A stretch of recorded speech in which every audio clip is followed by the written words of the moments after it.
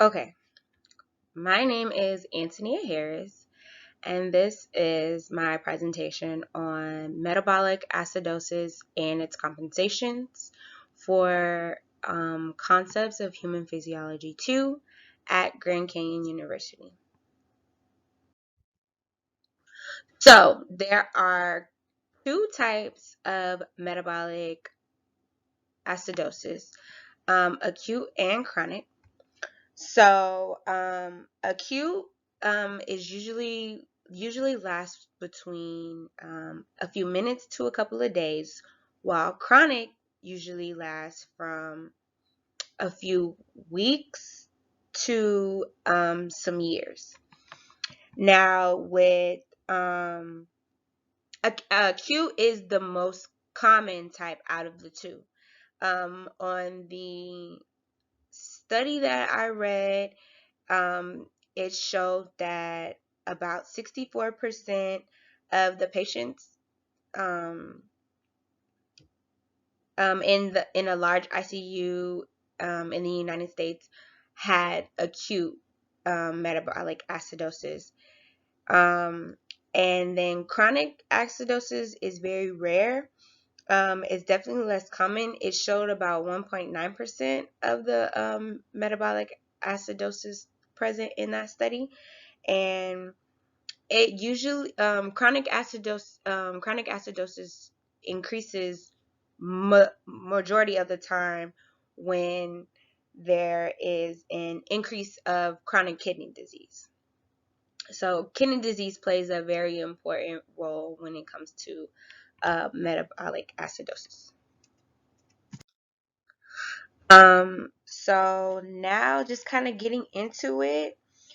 So just from the jump, metabolic acidosis is also called non-respiratory acidosis, and it is caused by the excess of carbon dioxide in the body fluids.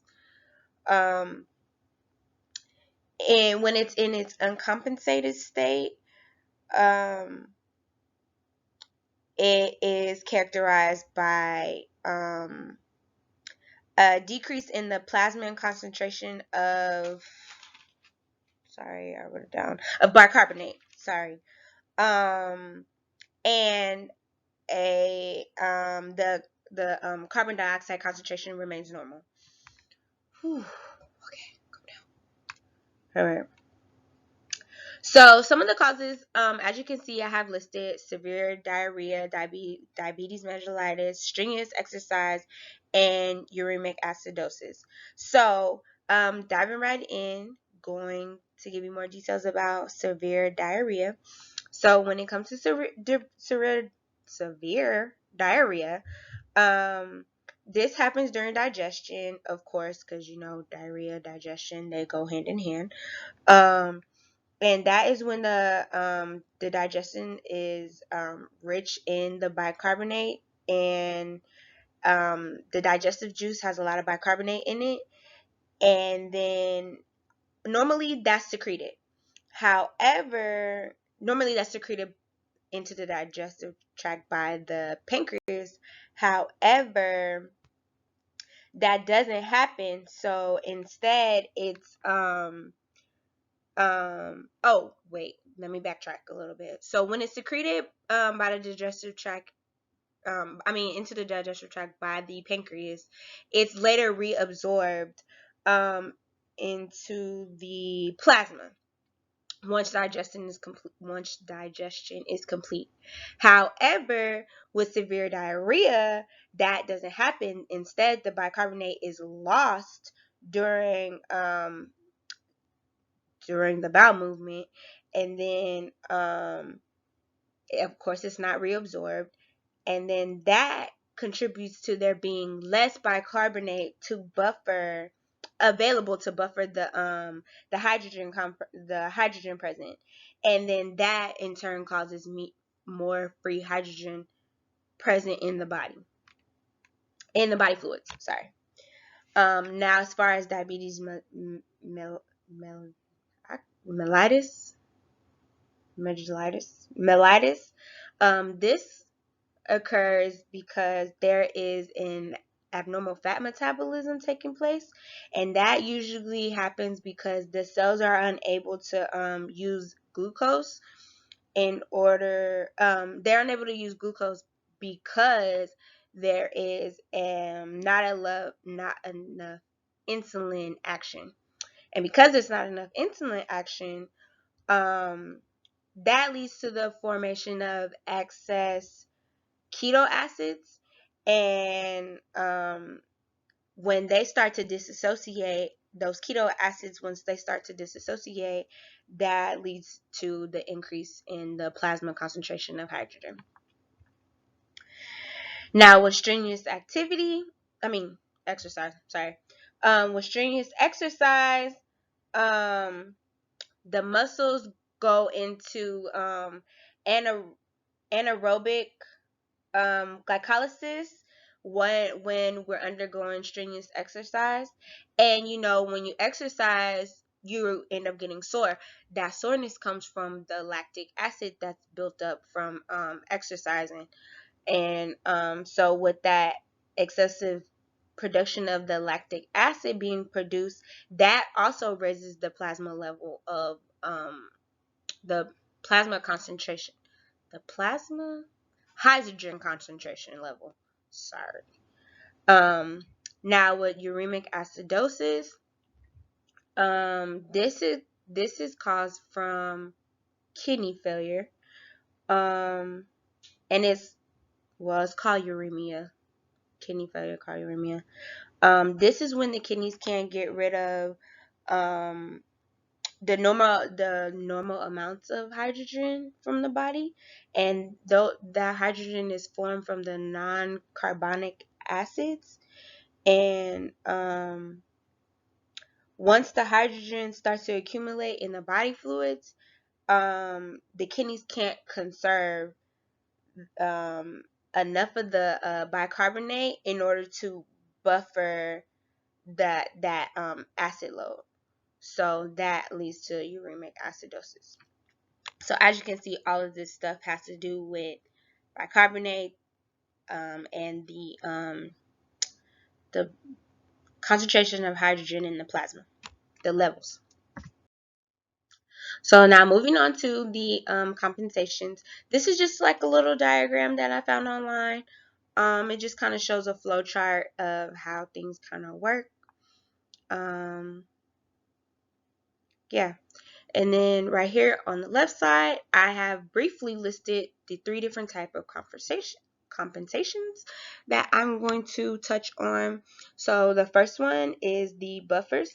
So as I mentioned previously, that bicarbonate is used as a buffer for the high hydrogen uh, concentration. So it's very necessary. Those buffers actually take up that extra hydrogen. As far as the lungs, um, they actually blow off extra hydrogen because um, when you inhale and then exhale, you're actually giving off, that CO2. So they blow off the extra hydrogen so that we can produce that CO2. The lungs do. And then as far as the kidneys, as I mentioned with the uremic acidosis, the kidneys are supposed to excrete that. So the kidneys actually, once they start functioning back normal, they actually end up excreting um, more hydrogen and conserve more of that bicarbonate that we need. And as I mentioned earlier, the bicarbonate is needed as that buffer for the hydrogen. So, um, so anyways, all in all, these compensations come into play. And then once that happens, they restore the ratio to normal by reducing the concentration of the carbon dioxide to 75%. of normal and raising the bicarbonate concentration halfway back to normal. And so that'll bring the ratio back to 20 to 1. So that'll help things go back to normal. Um, as far as the lungs actually displace the CO2 concentration from normal, and in an attempt to restore the hydrogen concentration to normal.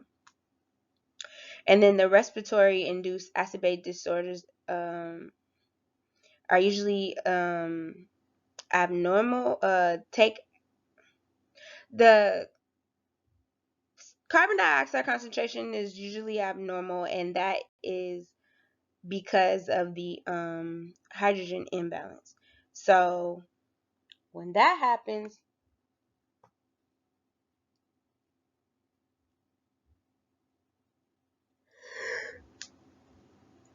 sorry.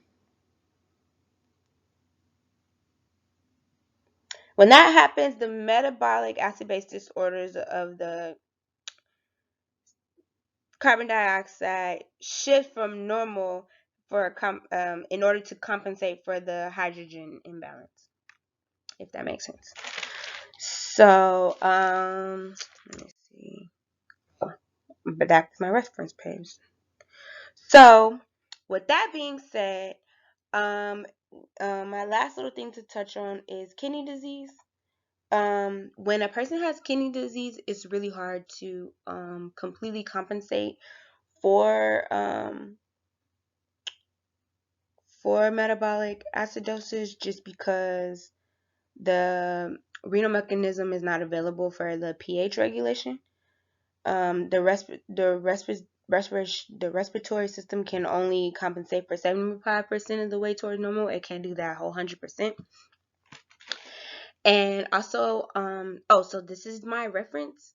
And when I was looking at this reference, they did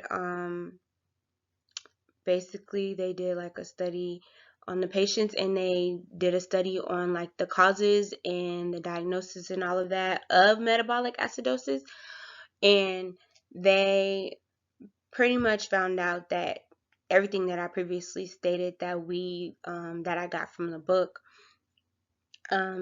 is actually accurate. They went into more detail with it, of course, because they did run that study, but they found that the kidney disease plays a really big role in metabolic acidosis. So your kidneys play a really big function. Kidney health is really important. Um, and then also that the diuretic did help with the excretion of the fluid to kind of help balance that out. So I definitely agree with their findings, just because all the stuff that I looked into all pretty much say the same thing. And yeah, so that's it.